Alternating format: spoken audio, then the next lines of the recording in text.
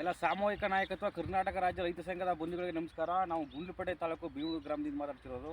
ಏನು ನಾವು ರೈತ ಸಂಘ ಸೇರಿದ ಮೇಲೆ ನಮ್ಮ ಒಂದು ಹೊನ್ನೂರು ಪ್ರಕಾಶ್ ಅವರ ನೇತೃತ್ವದಲ್ಲಿ ನಾವು ಸಾಕಷ್ಟು ಬಾರಿ ಏನು ಈ ಸಾವಯವ ಕೃಷಿ ಬಗ್ಗೆ ತಿಳ್ಕೊಂಡ ಮೇಲೆ ನಾವು ಮೊದಲೆಲ್ಲ ರಾಸಾಯನಿಕ ಹಾಕಿ ನಾವು ಬೆಳೆಯನ್ನು ಬೆಳೀತಿದ್ದು.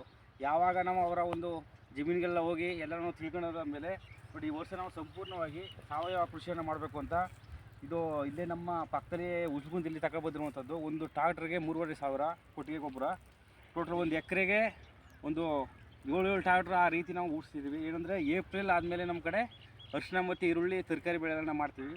ಹಾಗಾಗಿ ಸಂಪೂರ್ಣ ಈ ವರ್ಷ ನಾವು ಮೊದಲು ಏನು 2 ಎಕರೆ ಮಾತ್ರ ಸಾವಯವ ಕೃಷಿ ಮಾಡ್ತಾಯಿದ್ದೋ, ಈಗ ಸಂಪೂರ್ಣ ಏನು ಈಗ 8 ಎಕರೆ ಇದೆ. 8 ಎಕರೆಗೂ ಕೂಡ ನಾವು ಸಾವಯವ ಕೃಷಿ ಮಾಡ್ಬೇಕಂತ ಡಿಸೈಡ್ ಮಾಡಿದ್ದೀನಿ. ಯಾಕಂದರೆ ಭಾಳಷ್ಟು ಅದ್ಭುತವಾಗಿ ಬಂದಿತ್ತು ಹೋದ ವರ್ಷ. ಈ ವರ್ಷ ಅರಿಶಿನ ಕೂಡ ಒಳ್ಳೆ ಬೆಲೆಗೆ ಹೋಯ್ತು. ಸೊ ಅದೊಂದು ಸಂತೋಷದ ವಿಷಯ ನಮ್ಮ ಭಾಗದ ರೈತರಿಗೆ. ನೀವು ನೋಡ್ತಿರ್ಬೋದು, ತುಂಬ ಚೆನ್ನಾಗಿದೆ ಗೊಬ್ಬರ ಇದು. ನಿಮಗೂ ಬೇಕಾದಲ್ಲಿ ನಮ್ಮ ಪಕ್ಕದಲ್ಲಿ ಸಿಗ್ತದೆ. ಒಂದು ಟ್ರಾಕ್ಟರ್ಗೆ 3,500 ಗೊಬ್ಬರ. ಭಾಳ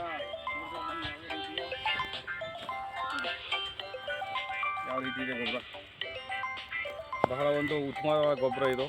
ಬೇಕಾದರೆ ತಾವುಗಳು ಇದನ್ನ ನಮ್ಮನ್ನು ಸಂಪರ್ಕ ಮಾಡಿದ್ರೆ ಕಾಂಟ್ಯಾಕ್ಟ್ ಮಾಡಿಸ್ಕೊಡ್ತೀನಿ.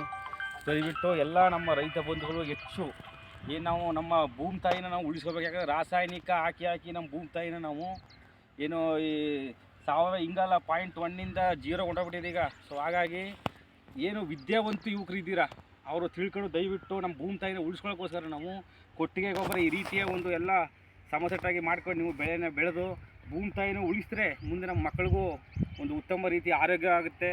ಈಗ ಸಾಕಷ್ಟು ಬೆಂಗಳೂರು ಕಡೆ ಎಲ್ಲ ಸಾವಯವ ಕೃಷಿಗೆ ಹೆಚ್ಚು ಉತ್ತೇಜನ ನೀಡ್ತಾ ಇದ್ದಾರೆ.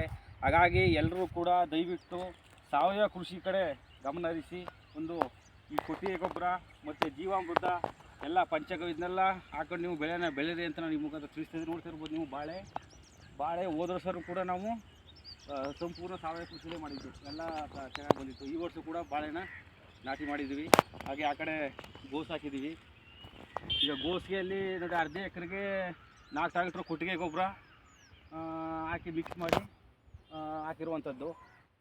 ನೆಕ್ಸ್ಟ್ ಇನ್ನು ಜೀವಾಮೃತ ಇದನ್ನೆಲ್ಲ ಹಾಕಿ ಅದನ್ನು ಸಂಪೂರ್ಣವಾಗಿ ಮಾಡ್ಕೊತೀವಿ.